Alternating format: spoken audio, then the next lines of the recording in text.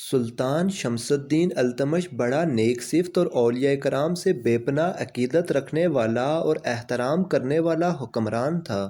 سلطان کی بڑے عرصے سے یہ خواہش تھی کہ شہر کے نزدیک پانی کا ایک حوض تعمیر کروایا جائے تاکہ شہر کے لوگوں کو پانی آسانی سے مل سکے، کیونکہ ان دنوں شہر میں پانی کی بہت زیادہ قلت تھی اور پانی کا حصول بہت مشکل تھا۔ ایک دن سلطان شمس الدین التمش کو خواب میں حضور نبی کریم صلی اللہ علیہ وسلم کی زیارت ہوئی۔ سلطان نے دیکھا کہ حضور صلی اللہ علیہ وسلم گھوڑے پر تشریف فرما ایک مقام پر کھڑے ہیں اور ارشاد فرما رہے ہیں، اے شمس الدین، اس جگہ پر لوگوں کے لیے پانی کا ایک حوض بنوا دو۔ صبح ہوئی تو سلطان نے فوری طور پر ایک خادم حضرت خواجہ قطب الدین بختیار کاکی رحمۃ اللہ علیہ کی خدمت میں روانہ کیا کہ میں نے آج رات ایک خواب دیکھا ہے، اگر آپ حکم فرمائیں تو میں خدمت میں حاضر ہو کر عرض کروں۔ خادم کی زبانی یہ پیغام سن کر آپ نے فرمایا، سلطان سے جا کر کہہ دو کہ حضور نبی کریم صلی اللہ علیہ وسلم نے جس مقام پر حوض تعمیر کرنے کا حکم دیا ہے،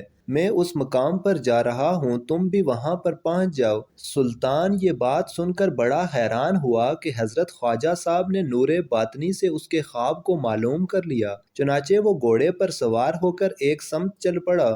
اسے راستے میں کسی نے بتایا کہ حضرت خواجہ قطب الدین بختیار کاکی رحمۃ اللہ علیہ فلاں مقام پر جلوہ افروز ہیں اور تمہارا انتظار کر رہے ہیں۔ سلطان تیزی سے گھوڑا دوڑاتا ہوا اس مقام پر پہنچ گیا۔ سلطان نے دیکھا کہ آپ نماز کی ادائیگی میں مشغول ہیں۔ نماز سے فارغ ہونے کے بعد سلطان آگے بڑھا اور آپ کے ہاتھوں کو بوسہ دیا۔ سلطان التمش نے جس مقام پر حضور نبی کریم کی خواب میں زیارت کی تھی، اس جگہ پر گھوڑی کے سم کے نشان صاف دکھائی دے رہے تھے اور وہاں پانی بھی تھا۔ چنانچہ سلطان شمس الدین التمش نے اس جگہ پر حوض کی تعمیر شروع کرا دی۔ سلطان کا تعمیر کروایا ہوا حوض آج بھی اس مقام پر موجود ہے۔ حضرت خواجہ قطب الدین بختیار کاکی رحمۃ اللہ علیہ اکثر اس حوض کے کنارے عبادت الہی میں مشغول رہا کرتے تھے۔ سلطان الشعراء حضرت امیر خسرو نے اپنی کتاب قرآن السیدین میں اس حوض کی بہت کچھ تعریف تحریر فرمائی ہے۔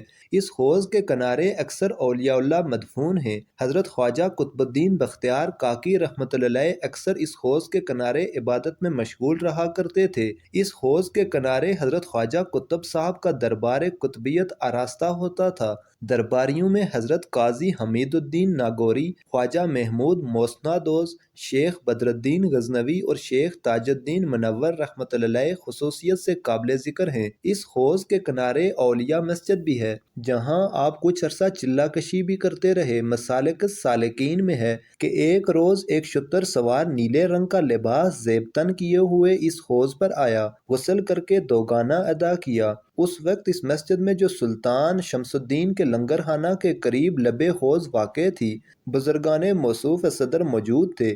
نماز کے بعد اس بزرگ نے بآواز بلند دریافت کیا کہ اس مسجد میں کون کون صاحب بیٹھے ہوئے ہیں؟ شیخ تاج الدین منور نے جواب دیا، چند فقراء یاد الہی میں بیٹھے ہیں۔ اس سوار نے کہا کہ میرا سلام حضرت خواجہ قطب الدین بختیار کاکی رحمۃ اللہ علیہ اور شیخ محمد عطا قاضی حمید الدین ناگوری کو پہنچا دو اور ان سے کہہ دو کہ خادم خاص ابو سعید دمشقی نے سلام عرض کیا ہے۔ جس وقت حضرت خواجہ قطب صاحب نے ابو سعید دمشقی کا نام سنا، درویشوں کے ہمراہ ملاقات کے لیے دوڑے۔ اس جگہ پہنچے مگر وہاں کوئی موجود نہ تھا۔ حضرت قطب صاحب نے فرمایا، ابو سعید دمشقی رجال الغیب میں سے ہیں۔ مزید اچھی ویڈیوز دیکھنے کے لیے چینل کو سبسکرائب کریں۔ جزاک اللہ۔